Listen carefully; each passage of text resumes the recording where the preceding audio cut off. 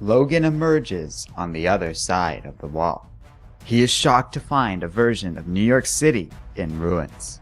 But before he can act, the man is stopped by a Thor, who informs Wolverine that what he is doing is forbidden and should be impossible. Logan asks why the woman is dressed like a dead man, but she has only one response. She raises her hammer and lightning comes down on Wolverine, vaporizing half his body in an instant. Logan tumbles down to the other side of the wall, landing in a jungle. He successfully manages to hide from the Thor until she leaves. Logan goes to get some water, only for him to run into a tiger. In spite of his pleas, the great cat attacks Wolverine, who is forced to defend himself. Logan is frustrated, but before he can do anything else, Sabretooth, Horseman of Apocalypse, emerges from the jungle. The old enemies are both furious and confused to see one another, but their battle is interrupted when lightning strikes once again. Logan looks on in shock as the Age of Apocalypse version of the X-Men appear before him. They rescue Wolverine, who they are surprised to see looks like their old ally Weapon X, except much older. Before Wolverine can speak to them, he passes out. Logan wakes up in the Charles Xavier School for Gifted Youngsters. He is telepathically informed that he doesn't need to fight and that he's safe here, but Logan is skeptical. Emma Frost reveals herself, and both mutants are baffled to see one another, as Logan just watched Emma die, while Emma is quite certain that she is alive and well. She doesn't understand Logan's memories, but telepathically put him here in the X-Men's old school because she wanted him to be calm, and this place was once a good memory for Wolverine. But Logan's memories make no sense. He remembers things that never happened, like killing the X-Men, and could never happen in this domain, like the Red Skull taking over. She wonders if what she is reading telepathically is the result of some form of insanity, time travel, or cloning, and cannot seem to grasp the idea of other X-Men existing in other domains. Logan is equally baffled, and can't believe that the X-Men who he once killed are all alive and well. He doesn't understand the significance of all of this either. Suddenly, there is a massive explosion, and Apocalypse's horsemen have arrived. Magneto blames Logan for giving away their position, so Eric flings him clear out of their hiding place. Outside, Logan sits in disbelief. This can't be real. How could it be real?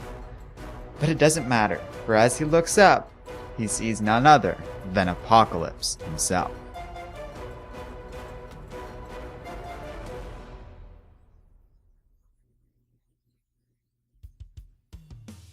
Hello and welcome to Comic Island. My name is Arden, and this is my recap and review of Old Man Logan number 2. Man, this tie-in just keeps getting cooler and cooler. For an issue where not a lot of story happens, I find myself really blown away by a fun comic overall. For those of you confused, the idea is that Logan crossed over the wall last issue, traveling from his home in the wasteland to the domain of Apocalypse, an area that, unsurprisingly, is based off of the Age of Apocalypse timeline. In doing so, we actually learn a lot about Battleworld. First, this confirms that most residents of Doom's world have no idea that multiple versions of themselves exist over the different domains. This also explains why travel is so restricted in Battleworld. Second, we learn that Logan crossing borders is something most people, for whatever reason, should not be capable of doing. The Thor in this story refers to it as being impossible. So that is all really interesting, and it's cool seeing Wolverine and the X-Men trying to figure each other out. I like how the tie-ins are actually doing a really good job at showing different facets of Battleworld, as I honestly learned as much in this issue as I would in like a core series Secret Wars title. For example, while Logan is perfectly well aware that Doom is the one and only god that matters on Battleworld, he apparently has no knowledge of the Thors. But other characters do.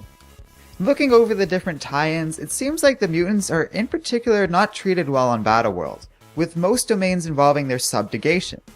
So maybe the mutants' lack of knowledge of the outside world reflects this, or maybe this reflects the fact that most citizens of Battleworld don't really know what's going on their planet.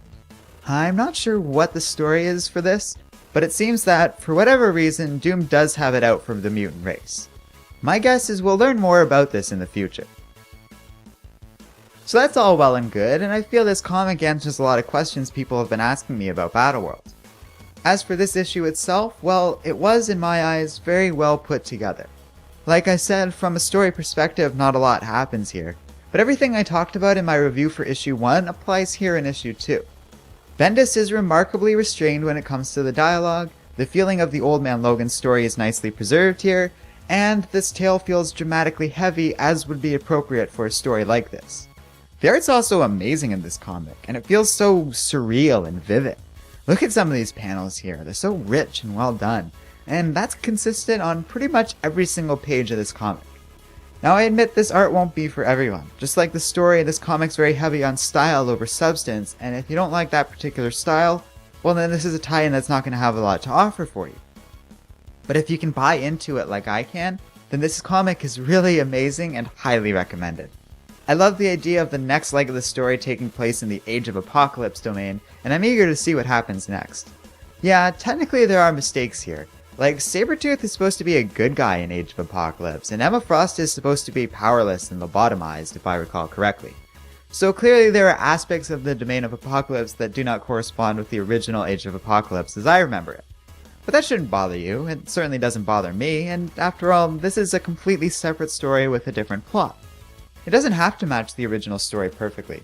Just look at the Planet Hulk series, which has almost nothing to do with the original Planet Hulk. But I'm still enjoying it. So let me know what you think in the comments section below. And as always, don't forget to like, subscribe, and keep reading comics.